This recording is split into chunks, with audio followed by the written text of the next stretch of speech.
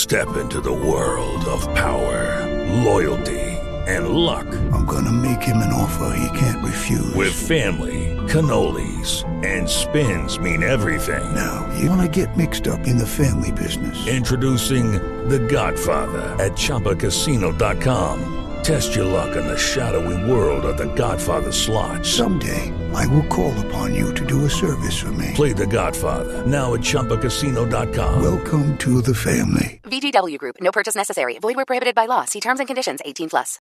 Hello and welcome. It is Eric Erickson here, the Eric Erickson Show. Nationwide, the phone number is 877-973-7425. 877-973-7425. Yes, I gave it right. Sorry. Okay, happening now. This is, in my apologies to those of you listening in delay. You've seen this play out today, but for those of us who are live, this is a big deal. Joe Manchin is absolutely, fundamentally blowing up Build Back Better.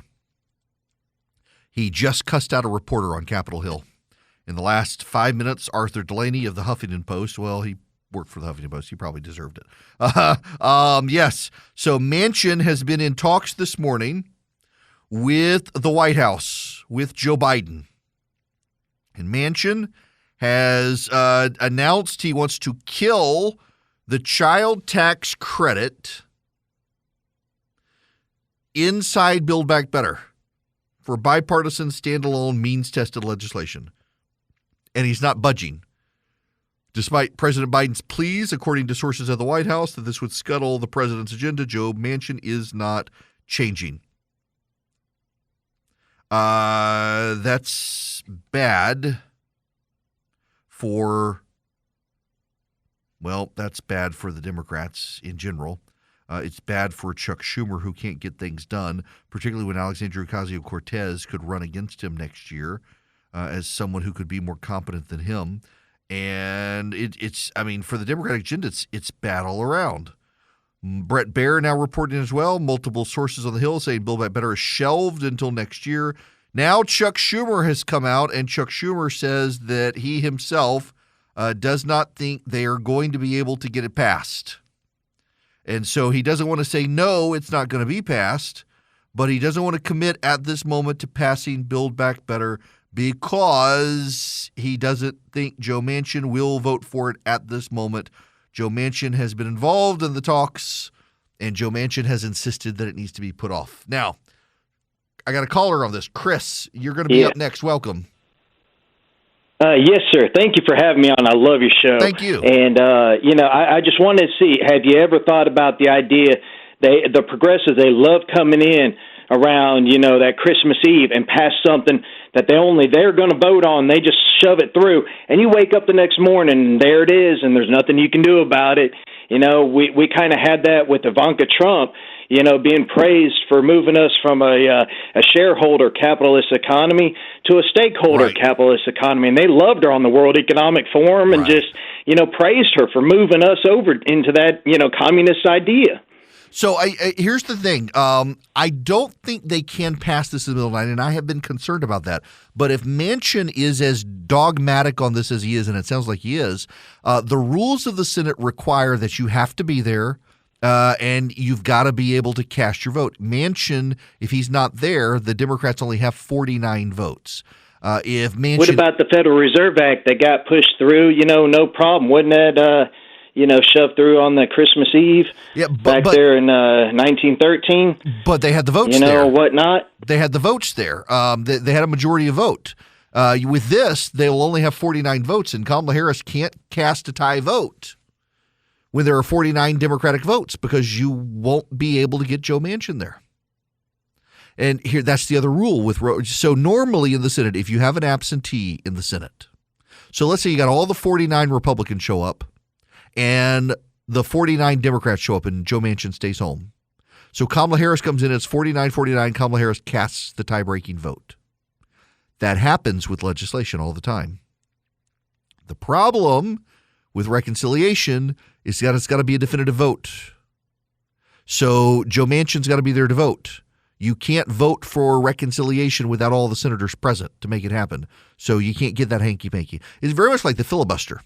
You can't come in and have the Democrats agree to get rid of the filibuster when there's no Republican present. There has to be Republican presence there. The Senate rules require it. And the Supreme Court has said while the House and the Senate get to write their own rules, they have to follow their rules. So they can't come in and change their rules without a Republican president because the Senate rules require that one Republican at least be present. So they can't do this. Now they may try. But you've got a few names you may have heard of: Kavanaugh, Gorsuch, Barrett, Alito, and Thomas, who I am very confident would very much put a stop to it if they did. The bottom line here is the Democrats can't get Build Back Better done right now because Joe Manchin has just blown it up this morning. Shortly after 12:30 today, Joe Manchin, the senator from West Virginia, announced that he wanted the child tax credit gone and he would not vote on a motion to proceed. Now, what's the motion to proceed? When the Build Back Better bill wants to go to the floor of the Senate, there must be a motion to proceed. It's actually entitled a motion to proceed to debate. You're not allowed in the Senate of the United States to begin debating legislation unless you first passed a motion to proceed. You need 50 votes to pass it and have Kamala Harris cast a tie-breaking vote. Well, Joe Manchin has said he's a no. That means there are only 49 Democrats who can even get the legislation to the floor of the Senate. If they can't get it to the floor of the Senate by Wednesday of next week, actually,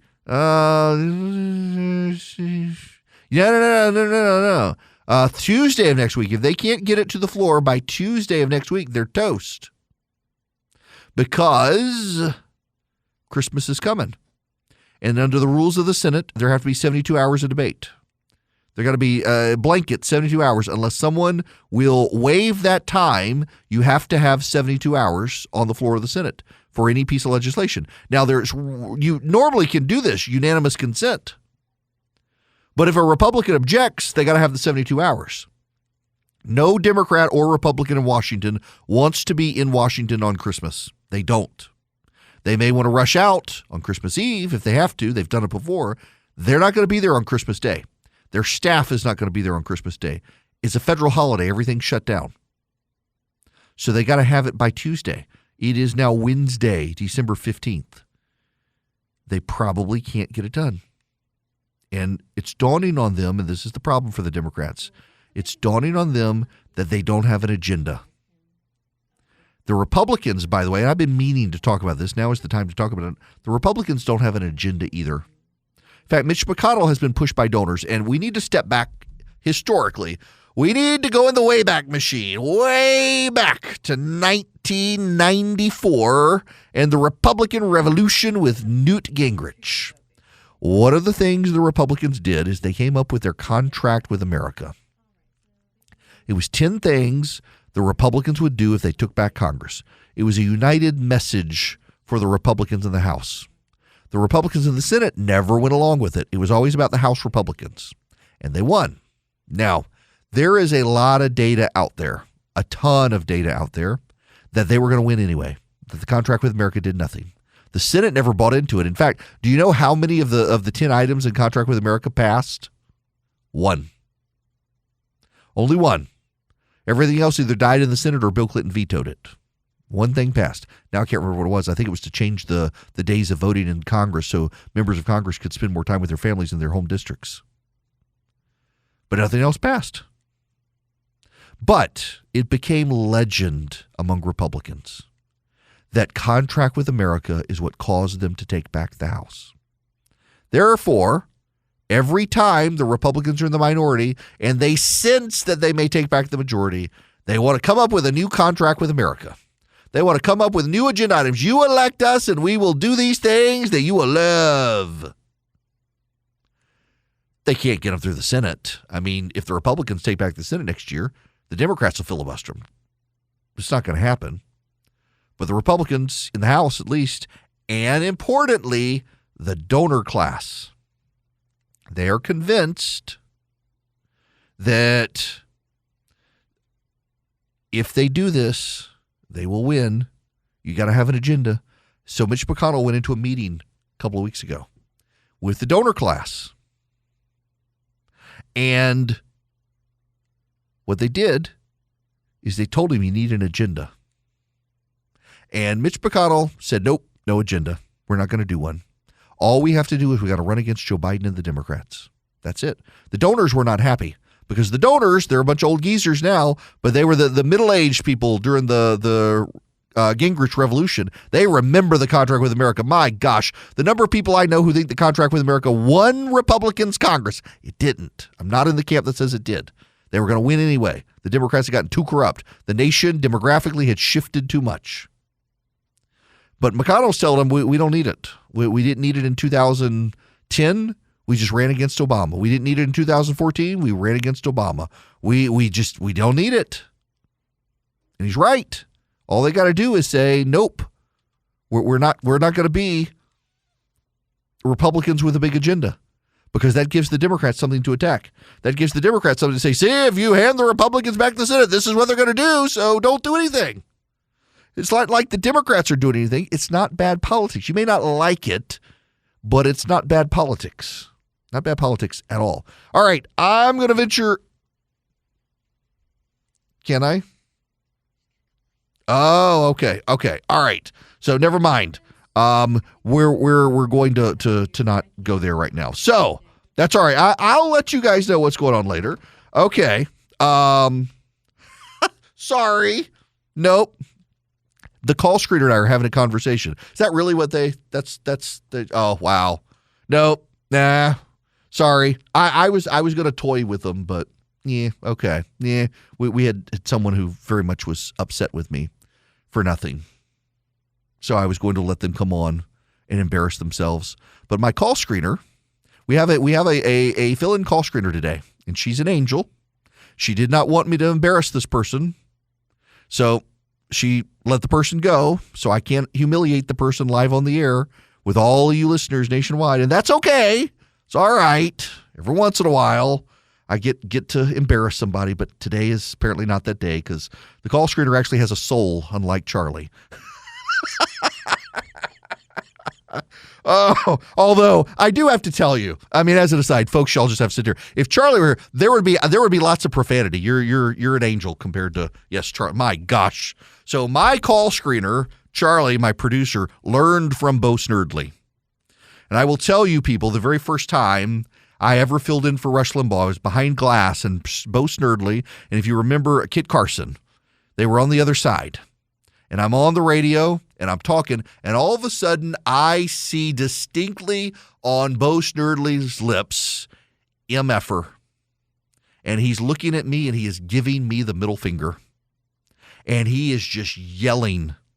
And it is a profanity-laced tirade. I'm wearing headphones on the other side of glass, and I can hear him.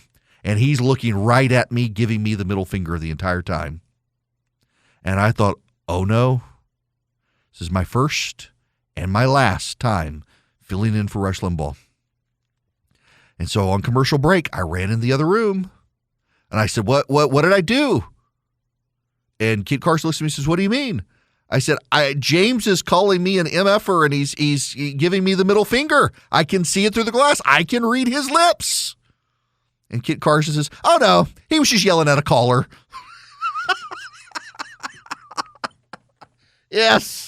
That was my first experience behind the golden EIB microphone was Bo Snerdley cussing out a caller. And I thought, I told him about that one time. In fact, I told him about it a while back. He was on the show here a couple of months ago. I said, do you even remember this? And he had no memory of it. He says, but yeah, that's what I do with the dumb callers.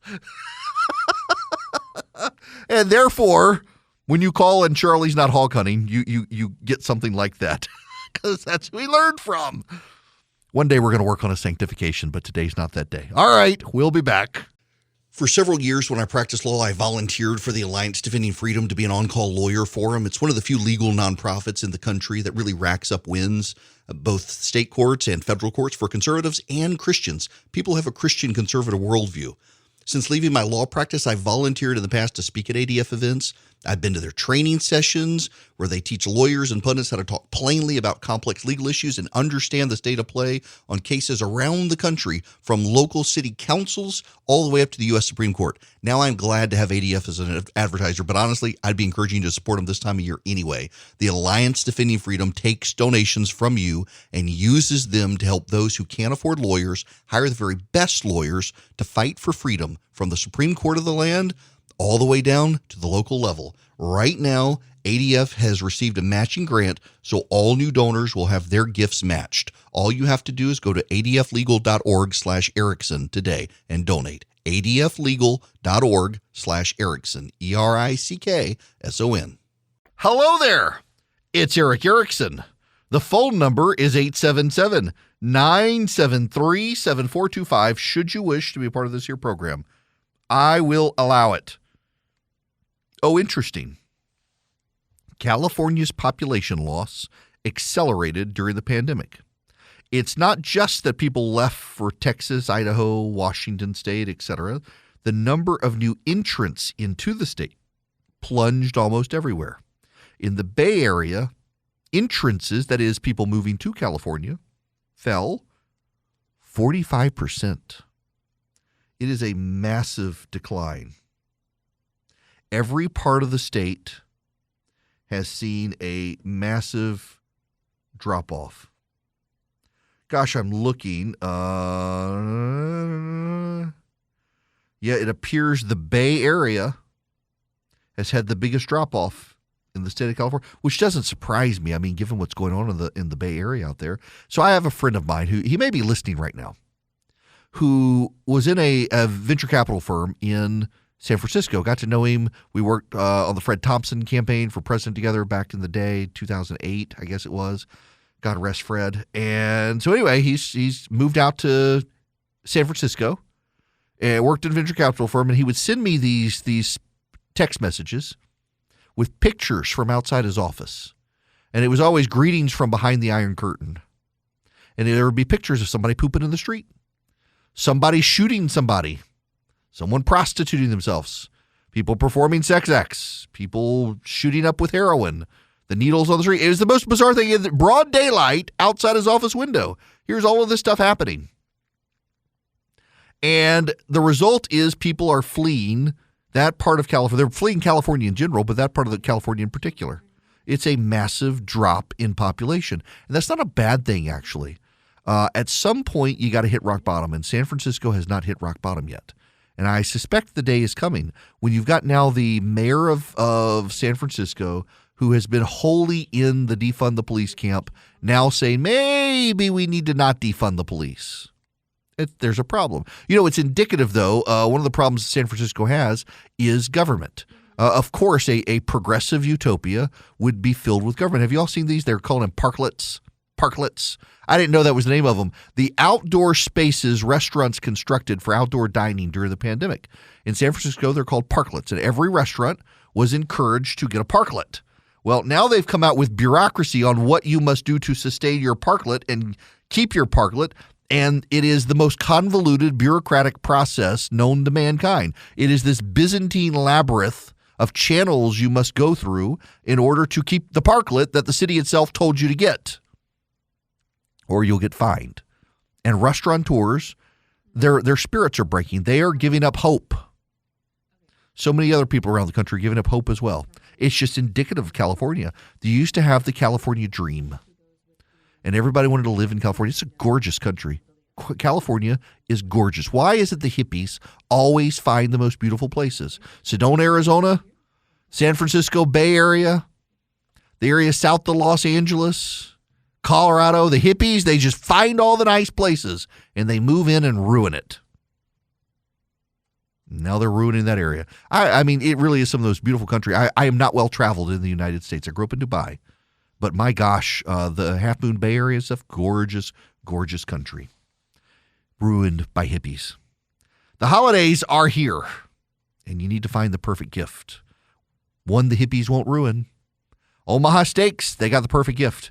And the supply chain isn't going to affect getting it here in time for your friends, for your family, for your colleagues, an unforgettable gift guaranteed to be loved. What you do is go to omahasteaks.com and you put Eric in the search bar. You will save over 50% when you order the perfect gift package today. For $99.99, you will get the delicious Butcher's Cut top sirloins, chicken breasts, sides, desserts, so much more. When you use Eric in the search bar, not only are you going to save over 50%, you're going to get 8 Omaha Steak burgers for free with your order. Now, there are already burgers there, so you get 12 total burgers, 8 of them for free. Order the perfect gift package today at omahasteaks.com. Don't forget, 8 free burgers when you put in Eric in the search bar. Get those top sirloins. You know, I've got the top sirloins in my freezer, and I haven't had them. I need to eat the top sirloins. I will report back. I am sure they're good because everything from Omaha Steaks is good. Order the perfect gift package today, omahasteaks.com. Put Eric in the search bar. You get over 50% off for $99.99. You get all of this plus 8 free burgers at omahasteaks.com.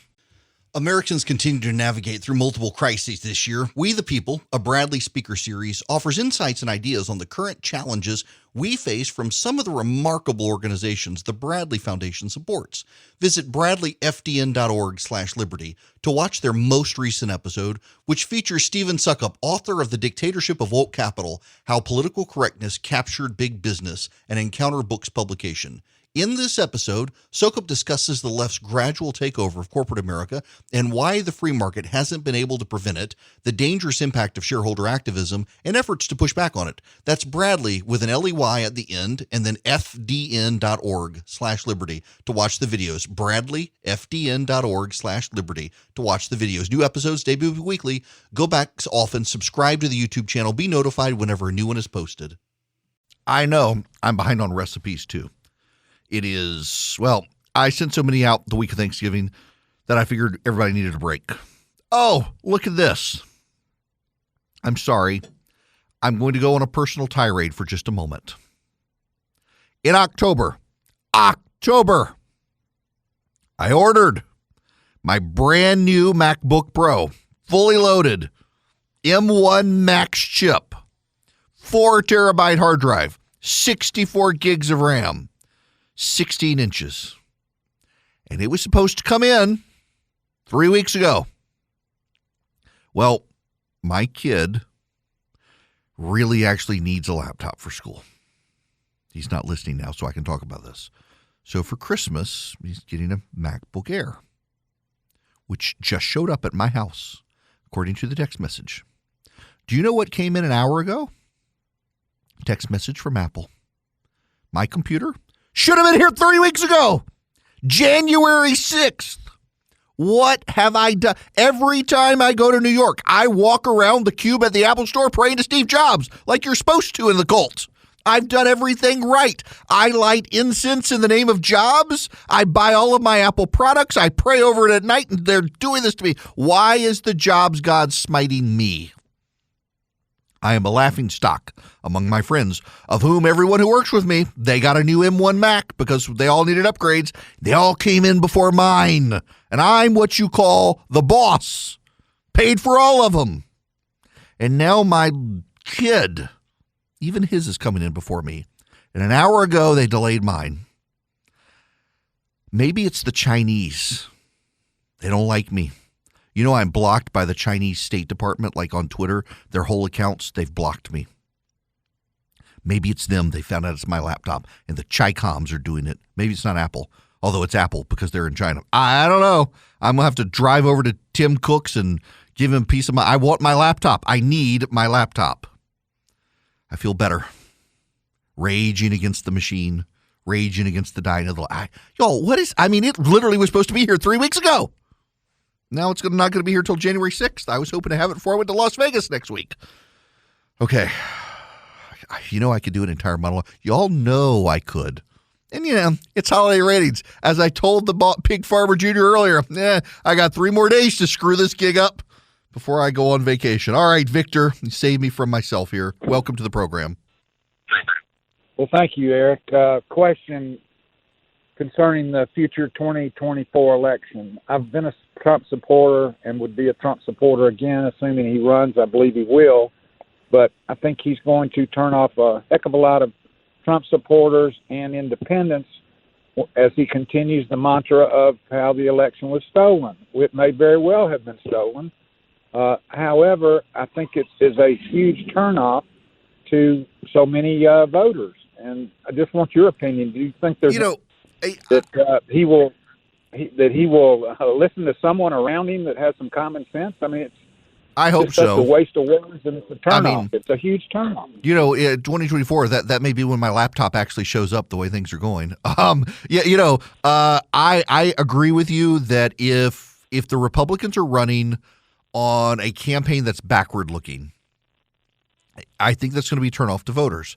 I don't think outside of the president's core supporters, I don't think there's a market or enthusiasm for Stop the Steal. When you look at forget Fox News, take Fox News out of the equation. Newsmax and OAN, two networks that are designed to steal Fox's share and do so by being more pro-Trump than Fox News, have given up on the Stop the Steal stuff. And that tells me, based on their market research, and they're very good at this, that there's not really a market outside of a core group of constituents for that. Now, can Donald Trump run in 2024 and be disciplined enough on message? I think he's capable of being disciplined on message. One of his great superpowers, however, has been taken from him, his ability to be on Twitter and shape narratives. And that may actually be a good thing right now to some degree. It's interesting to me, though, that he has faded away to an extent with his supporters, who've gone from 90% wanting to run for election to 60% in less than a year. The trend lines there, it may be 60%, but the trend lines aren't good. My suspicion is that people want a forward-looking campaign. And the Republicans actually do have an opportunity to deliver one with someone younger than Biden. The problem is that if Donald Trump were to run in 2024, he would be as old as Joe Biden is now. And, I mean, I don't know that we will find out one way or the other what he does until after 2022. I will tell you this. If Donald Trump is incapable of taking out a number of people he has a grudge against, a Brian Kemp, a Brad Raffensperger, a Liz Cheney, you name it, I think that probably changes the equation to some degree. But, yeah, if he runs in 2024, he can run a See I Told You So campaign, and he can run against Joe Biden and Biden's record and say, look at what he did, and he'll do it in the future. It's kind of my problem with the David Perdue campaign down in Georgia, running against Governor Kemp. They've needlessly divided the Republicans now, and they're running purely on Stop the Steal, a backward-looking campaign tactic for which you're essentially telling people that their lawful votes weren't lawful. Now, I realize for the hardcore Trump supporters, they believe the race was stolen. I get it, but most people don't.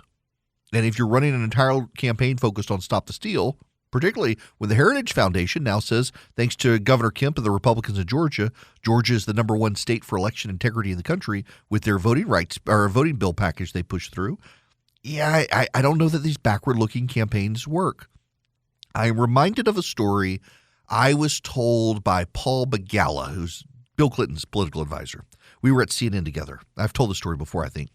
Ann Richards was running in Texas. She was the Democratic darling. My gosh, to this day, the media loves Ann Richards. The woman's been dead for years, and they still talk about her as if she's alive. Her daughter, by the way, Cecile Richards, went on to run the baby killing factory at Planned Parenthood. Ann Richards was a super, super hyper-progressive Democrat from Texas who was always great with the one-liner. In 1988, she gave a big speech at the Democratic Convention about George H.W. Bush. She said, "Poor George, he was born with a silver foot in his mouth." And the Democrats loved that stuff. And then along came George W. Bush, and he beat her. Democrats never forgave George W. Bush for beating Ann Richards. But she called Bill Clinton in 1995 after she had lost. And she said, "Bill, you're going to lose. You're going to lose the presidency because you're making the same mistake I made.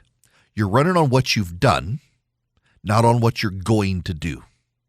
And if the voters don't know what you're going to do and the other guy's telling them what he's going to do and it's not what you've done, they're going to go for that guy. You got to make a case for the future, not the past." And I think take the partisanship labels out of it. That's really sound advice in politics. Run on what you're going to do, not on what was. Now, back to the phones we go. Jack, you're going to be up next. Welcome to the program. Yes, sir. Thank you for having me on.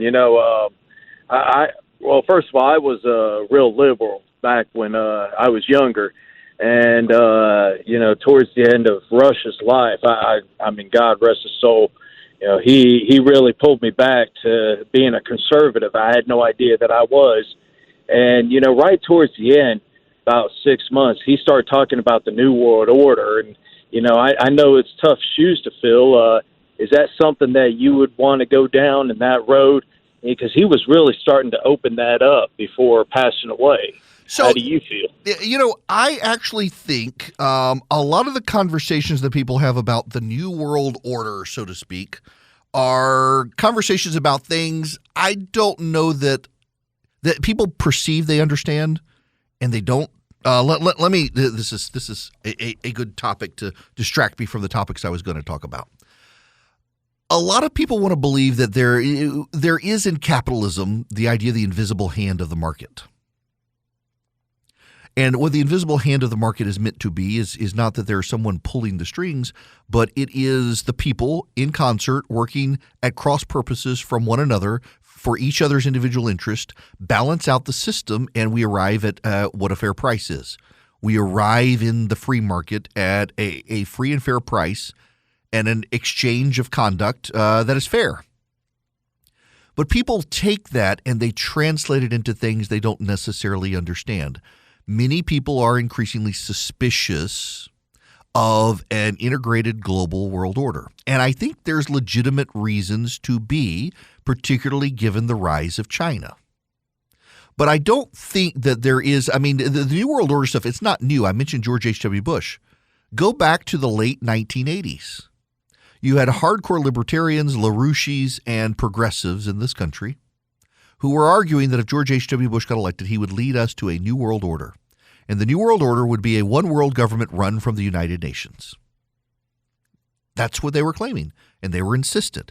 And it's never happened, and yet people are still doubled down on insisting it's going to happen. Now, what is this new world order that is coming? There is one coming. It is a globally integrated society, where we have a World Trade Organization that deals with the trades and tariffs between organizations. We have Interpol that deals with crime between organizations.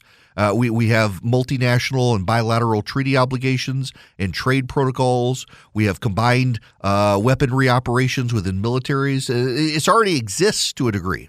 Now, each is autonomously controlled by the individual members.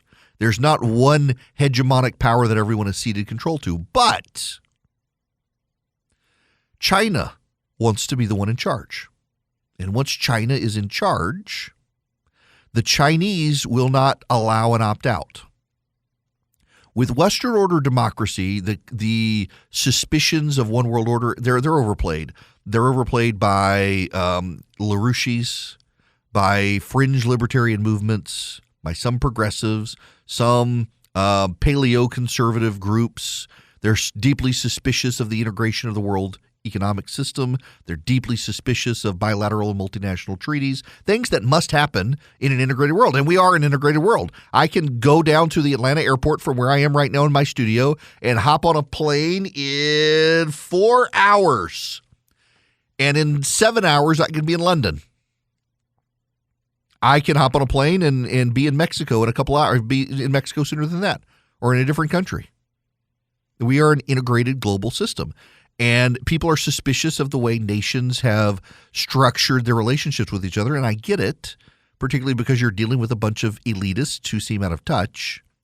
But the real New World Order, the one that is coming, is something China would like to build, where it is the dominant hegemon, the superpower, with no other superpower. And the problem I have is that our nation is the predominant superpower right now, but we have made a decision as a people to decline. And don't say it's the elite. It's everybody. It's not just the elite. It's everybody. People are putting off marriages until their 30s, which means they're putting off kids indefinitely. They're embracing drug legalization. They're collapsing school systems. They're not supporting families. They're making all of the decisions necessary to collapse this country. Decline is a choice, and the people overall, plus the elites, are making that choice, and the Chinese are seeing it. In fact, there's a story out. I was going to talk about it a little earlier, but I'll get into it in the next hour. The Chinese have been using and are about to aggressively use American social media influencers, blue check marks on Instagram, like me, except not me, to promote the Beijing Olympics. They're going to pay American TikTok influencers to promote the Olympics. It's all a PR effort. And there aren't a lot of people when China starts throwing big money at them who are going to tell them no. Decline is a choice. When you all think of the New World Order conspiracy theory stuff, you're thinking of something that at heart is possibly satanic, a grand government conspiracy to cede our diplomatic power to the United Nations and have a one world government where we're just one state. Instead of the United States of America, it's the United States of the world. It's not going to happen. They've been saying that for decades, and it's never happened. They were saying this in the 1950s. It's never happened. What is going to happen is the Chinese want to be a dominant hegemon where they don't give you an opt-out. You have to do what they want or else. And Americans were playing right into their hands. Now, along the way, regardless of what happens, you at least need clean air. You don't want it to stink up like Beijing. So what you can do, or New Jersey for that matter, you don't want to smell like New Jersey. You can get the Eden Pure Thunderstorm, and it'll clean the air in your house. Doesn't mask the odors. It eliminates the odors. Not only that, gets rid of the bacteria, the mold, the pollen that's floating in the air. And it works. I use it in my house. I really do. What you do is you go to EdenPureDeals.com and you click on Eric Erickson. And then you put the Eden Pure Thunderstorm 3-pack in your cart. If at checkout, in the discount code box, you put in ERIC3, ERICK in the number 3, no space, ERIC3, you will get $200 off. You will get all three of them for less than $200, and you will get free shipping. So you get one for upstairs, one for downstairs, one for the basement or the car, or three of them to give away for Christmas as presents. EdenPureDeals.com. At checkout, the discount code is ERIC3. Hello there. It is Eric Erickson here. The phone number is 877-973-7425. Should you wish to be a part of this here program, I will allow you out of the graciousness of my heart. But you have to be nice to the call screener. You do. Now, we had other stuff to talk about. I actually do in the next hour. I want to talk about the social media influencers that China is using because they're dumping money. They're dumping a lot of money into the United States right now to try to influence our perception of China. We'll get there. Also, COVID fatigue. Right now, though, I gotta play you this bit of audio. This is an exchange between Steve Doocy and Jen Psaki at the White House. Thank you, Jen. Why is it that there are still Americans stranded in Afghanistan? Well, I think let me just reiterate something that Tony Blinken said back in August, which is that if Americans who are in Afghanistan wanted to leave, whether it was 3 weeks from now, a month from now, 2 months from now, back in August, we would help them get out.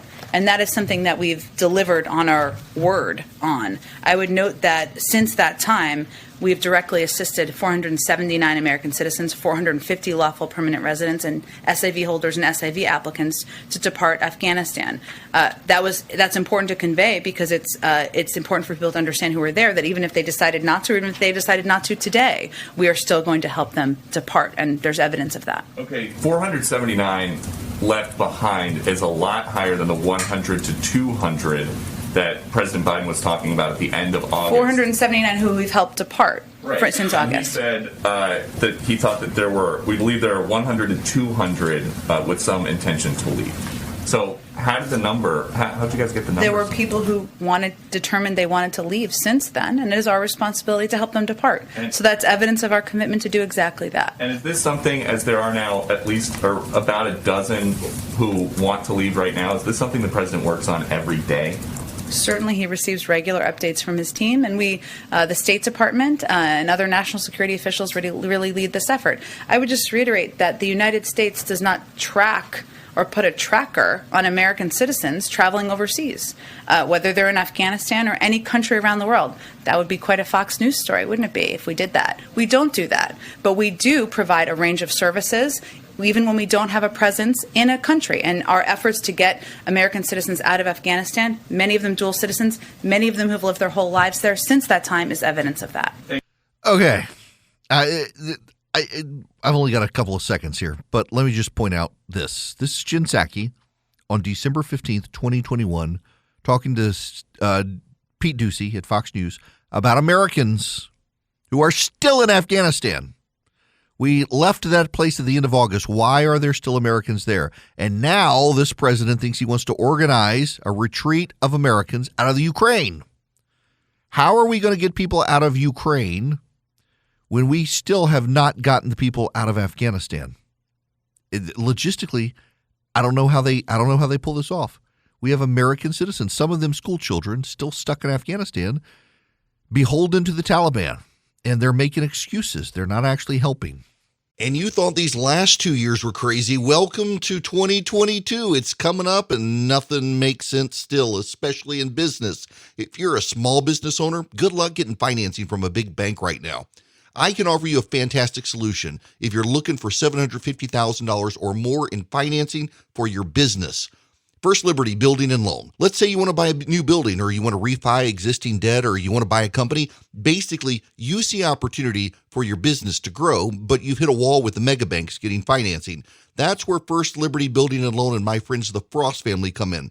They solve small business financing problems better than anyone I've ever seen. They say yes, where big banks say no. It's that simple. Look, just do this. Spend 10 minutes with them. Call them, First Liberty Building and Loan. Say Eric sent you. In 10 minutes, you'll know if you're a good fit for their program.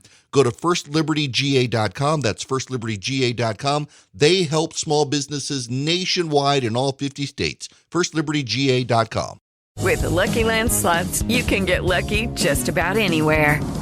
This is your captain speaking. We've got clear runway and the weather's fine, but we're just going to circle up here a while and get lucky. No, nothing like that. It's just these cash prizes add up quick. So I suggest you sit back, keep your tray table upright, and start getting lucky. Play for free at LuckyLandSlots.com. Are you feeling lucky? No purchase necessary. Void where prohibited by law. 18+ terms and conditions apply. See website for details.